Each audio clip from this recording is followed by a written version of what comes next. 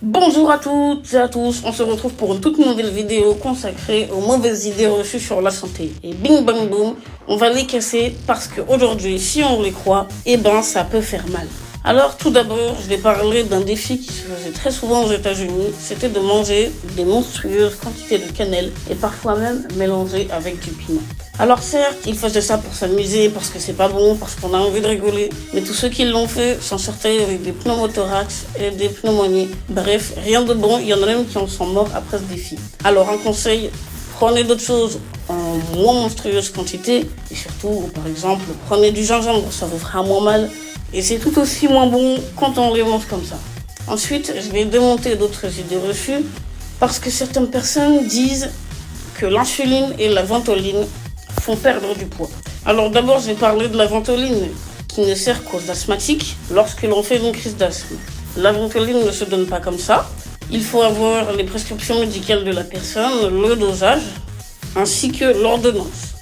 De plus, la ventoline ne doit pas être prise n'importe quel moment. Elle est prise que lorsque l'on fait une crise d'asthme ou lorsque c'est demandé par un médecin.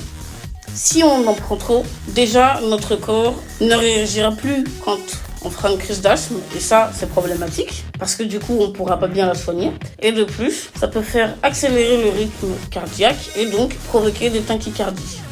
Donc rien à voir avec le poids, et d'ailleurs si on pense ça, qu'est-ce qui va se passer? On va pas perdre de poids, mais en plus c'est mauvais pour nous. La ventoline ne sert qu'à la respiration.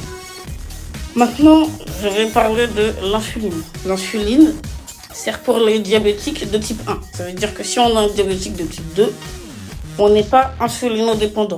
De plus, notre corps produit déjà de l'insuline si on n'est pas diabétique pour réguler le taux de sucre dans notre temps. Et l'insuline doit être prise de manière contrôlée. C'est pareil que pour la ventoline, c'est un médecin qui nous dit quand est-ce qu'on doit la prendre. On ne donne pas de l'insuline comme ça. Ou alors ça peut être pour des tests à l'hôpital de jour, mais c'est les médecins qui nous les prescrivent et ça ne se prend pas comme ça. De plus, ce n'est pas parce que l'on s'enlève du sucre, puisque l'insuline permet de réguler le taux de sucre, donc on a moins de sucre dans le sang, que l'on va perdre du poids plus vite, puisqu'il nous faut quand même du sucre rapide et même des sucres lents. C'est à nous de bien manger, de faire du sport, d'équilibrer nos repas pour réguler nous-mêmes notre taux de sucre dans le sang. Mais si on décide de nous rajouter des produits que l'on produit nous-mêmes pour réguler le sucre dans le sang, on risque de faire des hypoglycémies. Et ça, c'est moins bon, puisque si vous faites des hypoglycémies, vous serez obligé de manger du sucre. Et au final, ça ne vous aura servi à rien de prendre de l'insuline. Et justement, au contraire, on peut prendre plus de poids. Troisième et dernière idée reçue,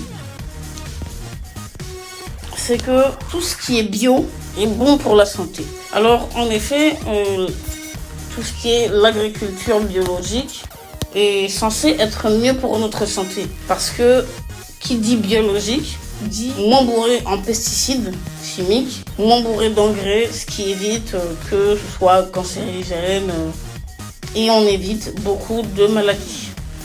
Mais le problème, c'est que dans l'agriculture biologique, et beaucoup d'agriculteurs l'ont remarqué, c'est que leurs produits se conservent moins. Parce que oui, quand vous achetez un produit qui n'est pas bio, alors certes, il est bourré de pesticides, d'engrais, il est cancérigène, il peut avoir des maladies, mais il se conserve beaucoup mieux. Alors après, ça peut être moins bon aussi en bouche, mais en tout cas, ça se conserve beaucoup mieux. Alors que si vous prenez un fruit, par exemple, issu d'une agriculture biologique, il se conservera beaucoup moins bien et aura tendance à s'abîmer beaucoup plus vite que l'autre fruit. Donc certaines personnes, certains agriculteurs grugent en mettant quand même quelques pesticides. Alors certes, ils en mettent moins, mais il y en a quand même. Et en plus, le bio, c'est beaucoup plus cher. Donc je ne dis pas qu'il ne faut pas manger bio, je dis juste qu'il faut prendre garde. D'autant plus qu'il peut y avoir des OGM et quelques antibiotiques, même sur du bio. Et le problème des antibiotiques, c'est que c'est ce qu'on nous donne quand on est malade, quand on a la grippe et qu'on est en train de tousser.